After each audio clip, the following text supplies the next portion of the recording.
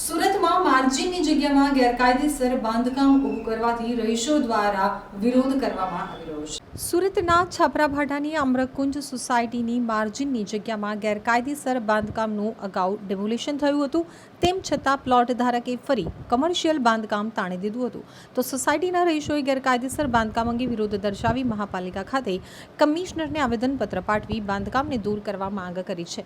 સોસાયટીના લોકોએ જણાવ્યું હતું કે સોસાયટીમાં પ્લોટ નંબર 1, 2, 3ના ધર્મેશ ત્રિવેદી દ્વારા પ્લાનમાં દર્શાવેલી માર્જિનની જગ્યામાં કોમર્શિયલ ધંધાર્થે સોસાયટીની મંજૂરી લીધા વગર ગેરકાયદેસર બાંધકામ કરી રહ્યા છે.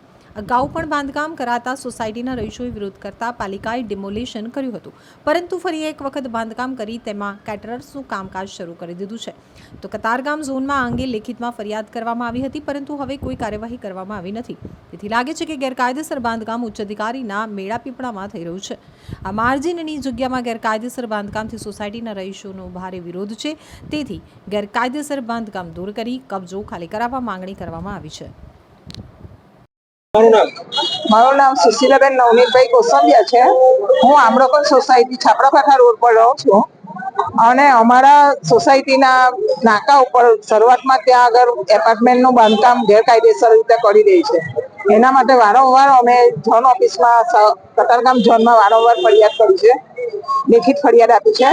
એ લોકો આવી પણ ગયા છે, અધિકારીઓ આવીને જોઈ ગયા છે, પણ કંઈ પણ એના પગલાં લીધા નથી ને એ બાંધકામ કરીને શાંતિથી એ લોકો તો રહેવા લાગ્યા. પણ અમે સામાન્ય માણસો છે તો અમારા ગરીબ લોકોના ઘર પર અત્યારે એ લોકો નુકસાન કરી રહેલા છે.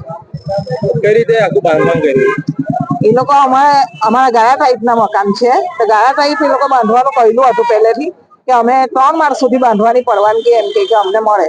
તો અમે 3 માળ સુધી કીધું કે 3 માળ સુધી બાંધતા હોય તો બાંધો, પણ એ લોકો પછી એ લોકો બિઝનેસ ચાલુ કરી દીધો ને એ લોકો બિઝનેસની જગ્યાએ એ લોકો મોટું કેટરિંગનો મોટો બિઝનેસ ચાલુ કર્યો ને એ લોકો 3 માળના એવા મોટા મોટા માળ લીધા કે આપણે 5 માળનું બિલ્ડિંગ હોય ને એના કરતા પણ વધારે લાગે છે. કોણ છે લોકો? એ સામેવાળા છે, એ રસોઈયા છે, બ્રાહ્મણ છે, એ કતારગામ થી રહે છે.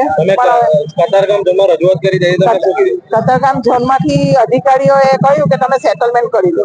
હવે સેટલમેન્ટ શાનું થાય? અમારે એ લોકો 3 માળનું કહીને જે એ લોકો 5 માળ જેટલું બિલ્ડિંગ બનાવતા હોય એ સેટલમેન્ટ કેવી રીતે કર્યું? અમે સોસાયટીમાં કઈ પ્રકારનું નુકસાન થાય છે આના કારણે?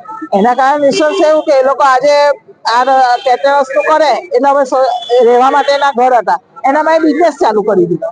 અત્યારે કમિશનર પાસે શું માંગ કરી છે? કમિશનર પાસે એ જ માંગ કરી કે અમારા બિલ્ડિંગ પાસે હવે આ તમે જે બાંધકામ કર્યું છે ખોટી રીતે તે તોડો. અમારા ગોડાઉનમાં કેટલા બાટલા રહે છે, એ લોકો કેટરર્સનું કરે છે, એમાં બધા માણસો રહે, એ લોકોના રસોઈના બધા સાધનો, બધા વાસણ કુસણ એ લોકો રહેતા નથી. એ લોકો રહેવા પૂરતું નથી લીધું, પણ એ લોકો બિઝનેસ કરે છે.